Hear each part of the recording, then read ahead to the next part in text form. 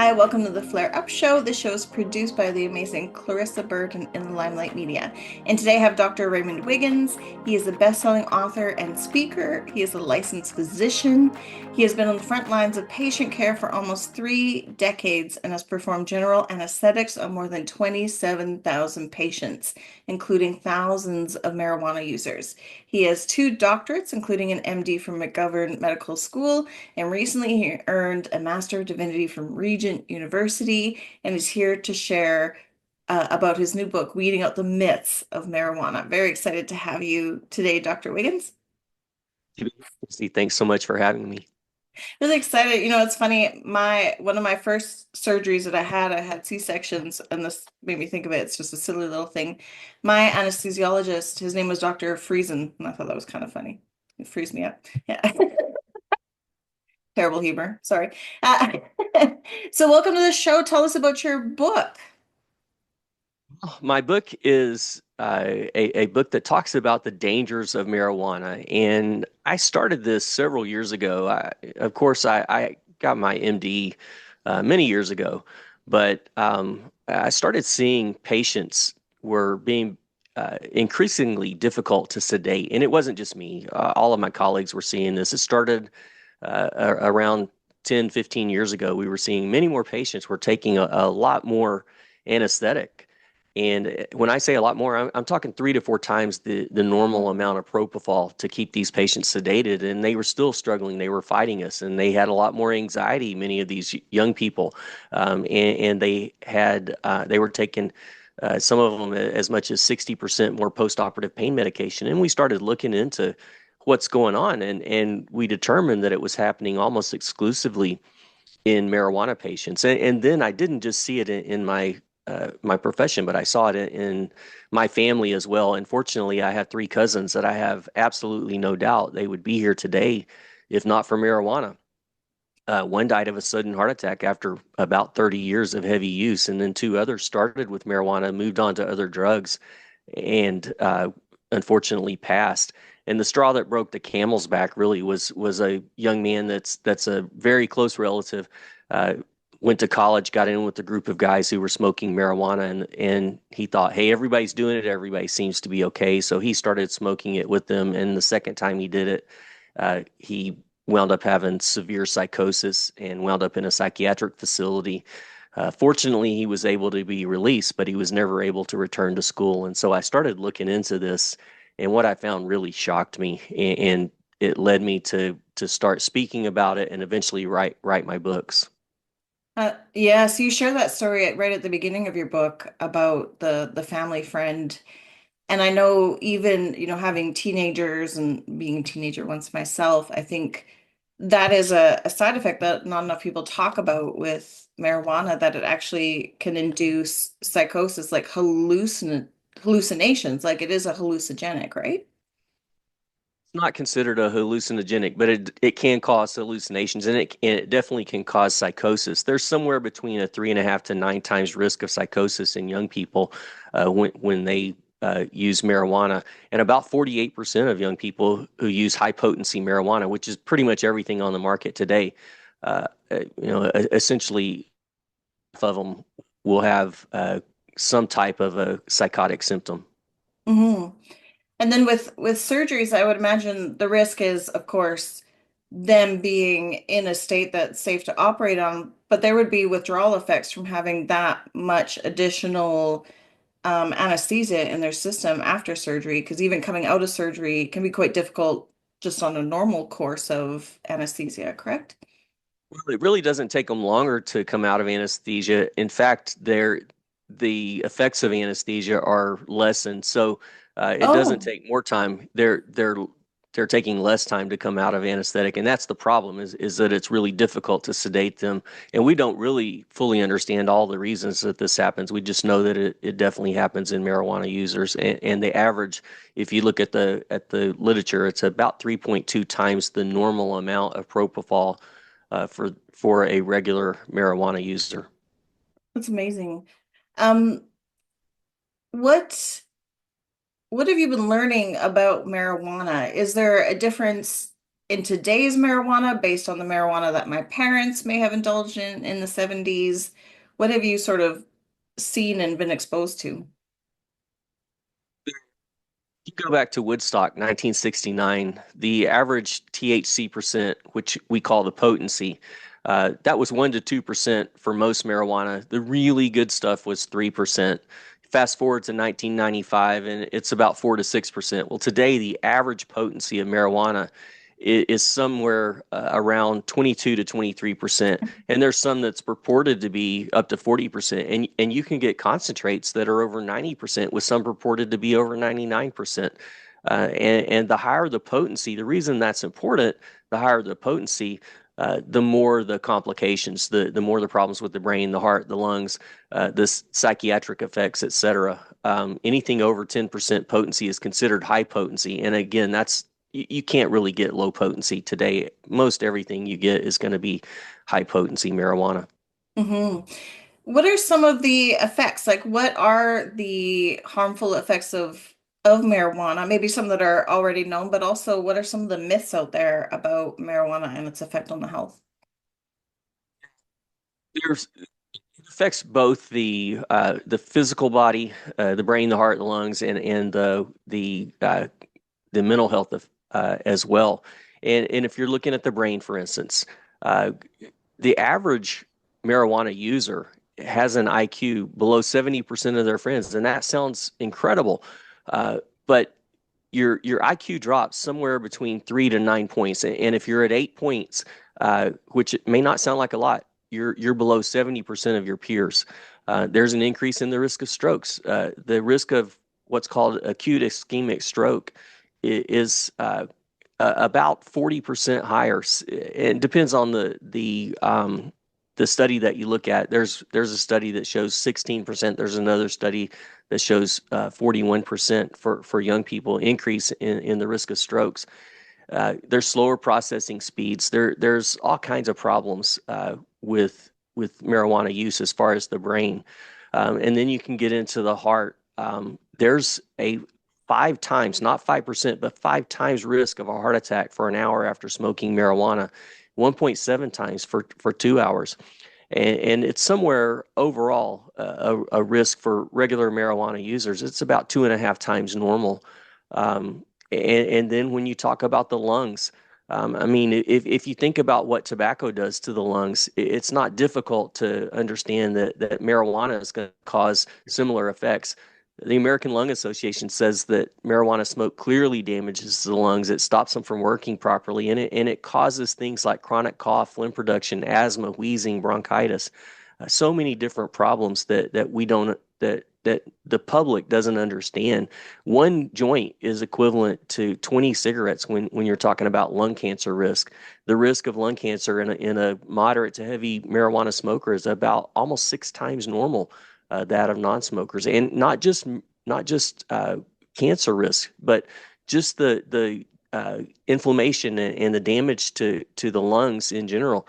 One joint is equivalent to about 15 to 20 cigarettes, and you can just go on. The mental health effects. I mean, there's tremendous mental health effects with marijuana, increase in psychosis, anxiety, paranoia, depression, thoughts of suicide, attempted suicide, and of course schizophrenia as well. And what people don't understand is a lot of people will develop cannabis induced psychosis, but that leads to long-term effects. And almost half of the people who develop cannabis induced psychosis will eventually develop schizophrenia or bipolar disorder. Why is there such a myth out there? Obviously, it has pretty serious effects on the brain and our mental health, increases anxiety, but there is a very strong, I guess, understanding or myth about marijuana being relaxing or pain reducing or like good for mental disorders, but it's actually the opposite. So what is the disconnect there?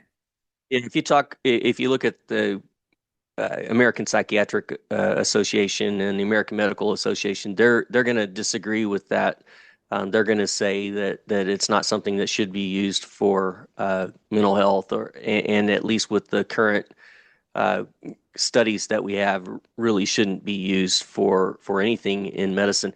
Yes, it can reduce your anxiety for for moments, but what's going to happen is when you come down from it, you've had that dopamine hit. You had a lot of dopamine, and it really works on cannabinoid receptors, but eventually it works on your dopamine, and that's how you feel relaxed when you're using. And so you get that dopamine hit, and then you come down. Well, your body thinks, "Hey, I have too much dopamine," so it produces less dopamine, and it becomes less sensitive to dopamine, and Oh. that's going to cause you to have the psychiatric mental health issues that we talked about, and it's also going to lead to addiction as well. And lethargy and fatigue and some of the things that we see other disorders, possibly like agoraphobia and things like that, where people need to be without stimulation, right? It could become overwhelming. What does marijuana actually do? Like when people smoke it, what does it actually do to our body? Like how does it work and why do people get that rush of dopamine? We do know that it works on cannabinoid receptors, and those receptors were named that whenever they found them because they knew that cannabis or marijuana would lead to that effect. Where it goes from there, they're still studying that. The problem is there's been just countless studies on THC and CBD. Those are the two main active substances in the cannabis plant. There's been a lot of studies on those, but where it goes from there, how it increases the dopamine, which is the real big effect, how it does that, no one really knows. I saw someone the other day online. I try to look at and see what pop culture is saying. I saw someone saying that it doesn't affect dopamine. Well, that's just absolutely not true. There's countless studies that show that it affects dopamine in a big way. We just don't know where it goes from the cannabinoid receptor and how it gets over to affecting the dopamine. We still don't know that. I wish we did, and I know they're working on that.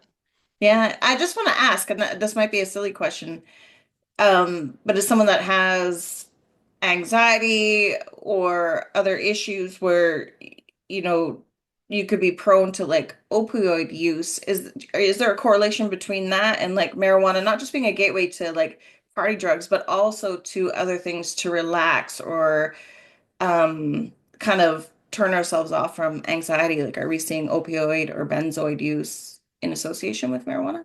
This is just a personal question.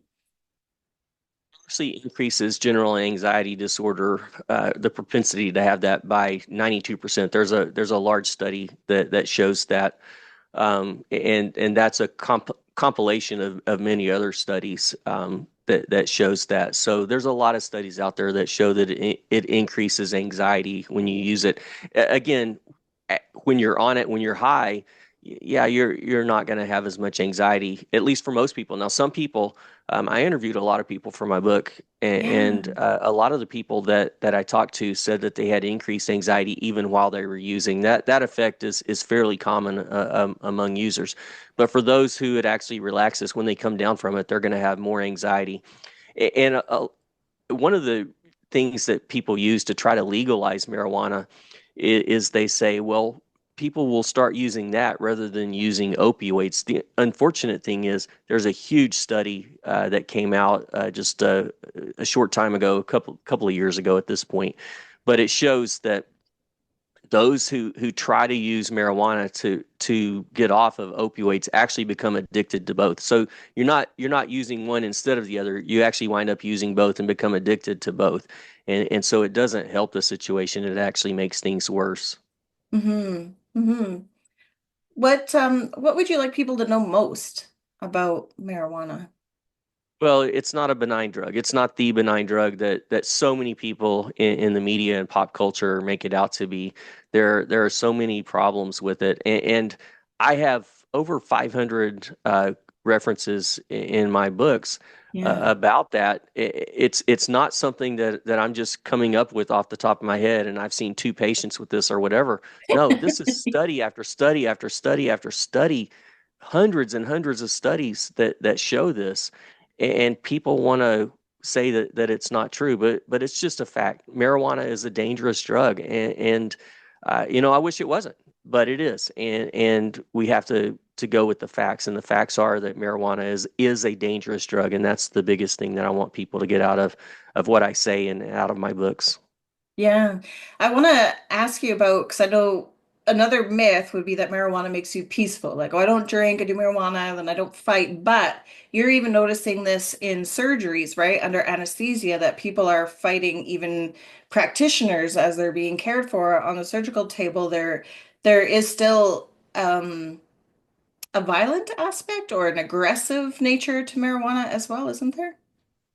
Unfortunately, now when we're talking about the anesthetic, most of the anesthetics that I do are what's called total IV anesthetics. Yeah. If you do the gas anesthetics, you're only looking at about a 50% increase. And I say only, I mean that's still a lot on average. And they're able, if they're at a hospital, a lot of times they paralyze them, so they're not able to fight. But when you're in an outpatient setting like I do, most of the time they're we don't paralyze them because we're not putting a tube down their throat to breathe for them, and so it's a little different than what you see inpatient. But long story short, getting back to the violence, yes, there's definitely increased violence. There's a doubling of domestic violence. There was a paper in 2012 that showed that there's a that and that's an older study, but it's a classic study. It's one that we rely on. There's about a 50% increase in dating violence, both being a perpetrator and being a victim of dating violence.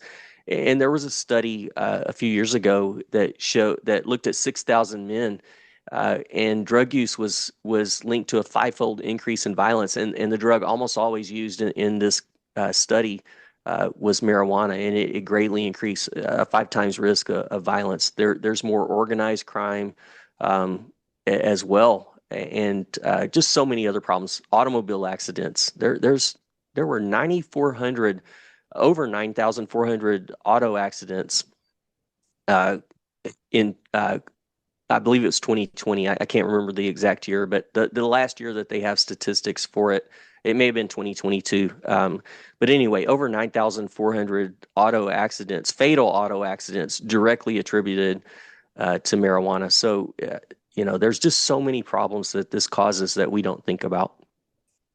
No, definitely not. Definitely not. You share quite a few stories, and you have stories from other people that shared some experiences with marijuana. Would you like to share one of those stories with us that, had an impact on you, that you think is really important for people to know? Yeah, there's just so many tragic stories, and unfortunately, I get these. I have people contacting me constantly at this point because they know what I do and they want to share their story and they want to help other people by sharing their story. I tell many of those stories or several of those stories in my books, and there's no way that I could put all of those in there. I probably should just write a book just with those stories, but probably the one that impacted me the very most was a gentleman. He's a PhD, just a great guy. I've become friends with him um, since I started looking into this. And his wife started smoking marijuana. They're in a state that has medical marijuana use, and so as soon as it became legal in their state, she started smoking it. And after she did, within a few weeks, she became psychotic, and it's a story where, unfortunately, she's been in and out of the psychiatric hospitals and in and out of prison and jail. Uh, I think it's 13 times. I think in the book it had been 11 times. I think it's 13 times at this point. And it's just tragic. Every time she gets on it, she becomes psychotic. She threatens him. She's tried to murder him. She's tried to commit suicide. She does some really crazy things. And as soon as she comes down, she's the nicest, sweetest lady. But as soon as she gets back on, as soon as she gets out of a facility, she thinks, "Hey, I need this for my anxiety." So she starts smoking it again, and somehow thinks that doing it this time will lead to a different result, and it doesn't. It leads to the same result of psychosis. That is really tragic. It's I think with any addiction, right? Like people think that, oh, this time I'll be able to handle it, especially if it's something very normalized, like cannabis use would be, especially in today's world.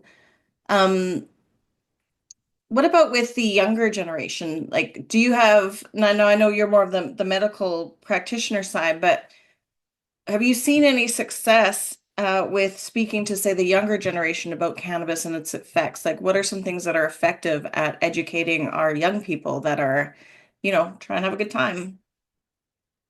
Just the fact that they know that it's dangerous. Studies show, depending on the study and depending on the different, there's a whole lot of different factors here, but they're somewhere between 6 and 22 times less likely to use. That's incredible. If I can talk to people and convince them that this is a dangerous drug, they're somewhere between 6 and 22 times less likely to use. That's incredible. Mhm.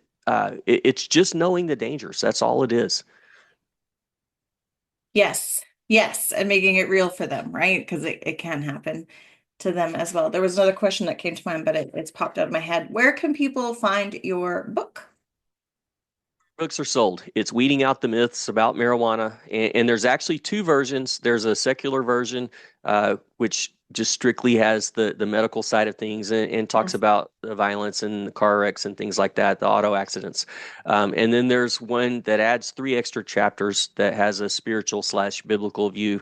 Mhm. If you want that side of it, and there's study guides for each. If you want to teach about this and learn more about it, dig deeper into it, there's study guides for both of them, and they're available everywhere books are sold. You can get them on Amazon, Barnes and Noble, really anywhere you find books, you should find them. And also, the audiobooks, one just came out, the other one should be out within a week for both of those. So if you like audiobooks, they're available now too. Congratulations. We'll put those in the show notes. I remember what my question was, but I want to come back to the faith thing in 1 second. My question was CBD. So that is a piece of the cannabis. Is that as dangerous as well? Should people also be mindful of people that are taking CBD oil for pain or those types of things? First of all, if you're spending a lot of money on something that studies don't show that it decreases pain, and by the way, THC really actually some studies show that it increases pain, it causes hyperalgesia, but CBD is not the benign drug that it's purported to be either. Now, if I had a choice between CBD and THC, yes, I'm going to use the CBD. It would be less dangerous, but it can cause a lot of problems. It can cause disturbed sleep cycles. That's probably the biggest one that it causes that people don't think about. They use it to sleep, and yes, it'll help you go to sleep at first, but when you come down from it, you're actually having your problems with your sleep, and it leads to a reduction in your REM sleep, which is the sleep where you really get your rest. And Mhm. because of that, you use it, and you don't get rest. And so, yes, you slept, but you didn't get good rest. And so you're having to use it. And it's a vicious cycle. You're using more and more to stay asleep, and yet you're not feeling rested, and you're wondering why, because you're sleeping and you think, hey, that should give me rest, but it's really not. And it can cause problems with interactions with a lot of other drugs as well. There are countless drugs that it interacts with in a negative way. And for instance, if you're using blood thinners, it can lead to an increase in bleeding if you're on blood thinners, and can cause life-threatening bleeding. There's lots of problems with it. It's not the benign drug it's supposed to be, and it doesn't do anything it's supposed to do, according to the Mayo Clinic. Yeah, amazing. Thank you. It's such great information. Before we wrap up, you mentioned that you wrote two versions of the book, and I know that there is a very big faith element in your life. How has faith played a role in your information about cannabis? Why was that important to include in what you share with the world? Faith is the biggest element of my life. I think if I don't get that part of my life right, then uh, you know, my life really hasn't mattered. If I can lead people to the Lord, I think that's the most important thing I can do. But when it comes to this book, what I have seen is that so many of the people that I've known, and my family is just has countless people who have overcome drugs and alcohol, and unfortunately, there's still some who haven't overcome it. But the ones who have, I've always seen. at least personally, the ones that I've seen that have truly overcome it, did so with the help of God. And I'm not saying they did it alone. You don't want to ever try this journey on your own. You want to have people, pastors and counselors, et cetera, helping you. But the ones who had faith as a part of that really did a lot better than the ones who didn't have that as a part of their lives. And so that's really why I incorporated this in the book, was to help people in that area, that I think the spiritual side of things, which is the deepest part of our lives. If we don't take care of that part of things, then we're going to have difficulty in so many other areas. Yes, I love that. Purpose and community, spirit, all very, very important things. Thank you for sharing that. Is there anything else you would like to share Pleasure. with the audience before we wrap up? Well, like I just said, don't try this alone. That's probably the biggest thing that I tell people. People that try to do it alone often fail. And I'm not saying that you can't do it without the help of others. Uh, but those who rely on their community, if you're a minor, go to your parents first. They're the ones who can lead you in the right direction. And if you're not a minor, go into that counselor or to your pastor, youth pastor, et cetera, or singles pastor, whatever. Go to those people who can help you and lead you in the right direction. And my website, drwiggins.com, drwiggins.com, has many resources on where to go to find people that can help you. Perfect. Thank you so much, Dr. Wiggins, for your time, your expertise, and just sharing your wisdom and your heart with us. Thank you. My pleasure. Thanks so much for having me. I really appreciate it.